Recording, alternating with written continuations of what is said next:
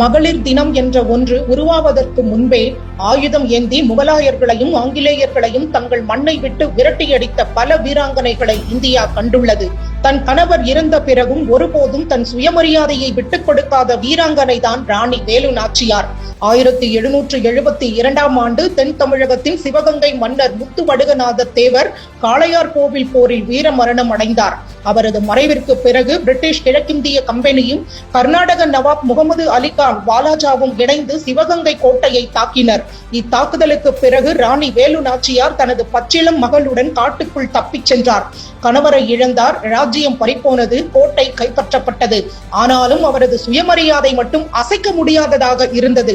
1772 முதல் 1780 வரை என நீண்ட 8 ஆண்டுகள் ராணி வேலு நாச்சியார் காடுகளிலும் கடினமான மலைப்பகுதிகளிலும் வாழ்ந்தார். தலைமறைவாக இருந்த போதும் அவர் தனது போராட்டத்தை தொடர்ந்தார். சிறு வயதிலிருந்தே அவருக்கு ஆயுத பயிற்சி, குதிரை ஏற்றம், வில்வித்தை, சிலம்பம் மற்றும் போர் வியூகங்கள் கற்பிக்கப்பட்டிருந்தன. மேலும் அவர் தாய் தமிழ் புலமையோடு ஹிந்தி உள்ளிட்ட பல இந்திய மொழிகளிலும், உருது, ஆங்கிலம் மற்றும் பிரெஞ்சு உட்பட பல தேச மொழிகளிலும் புலமை பெற்றிருந்தார். இந்த கல்வியும் பயிற்சியுமே அவரது போராட்டத்தின் மிகப்பெரிய பலமாக மாறியது. இந்த காலகட்டத்தில் அவர் உடையாள் என்ற பெயரில் ஒரு பெண்கள் படையை உருவாக்கினார்.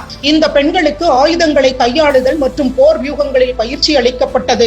இந்த போராட்டத்தில் ராணிக்கு உதவியாக அவருடைய முன்னாள் படை தளபதிகளான மருது சகோதரர்கள் உடன் இருந்தனர். அவர்கள் உள்ளூர் விசுவாசிகளை கொண்டு ஒரு பெரும் படையை திரட்டினர்.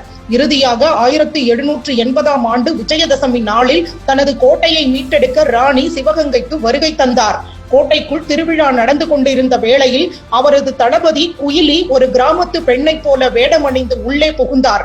அவர் தனது உடலில் தீ வைத்துக் கொண்டு பிரிட்டிஷாரின் ஆயுத கிடங்கை அழித்து தற்கொலை தாக்குதல் நடத்தினார். இந்த தருணம் போரின் போக்கையே மாற்றியது.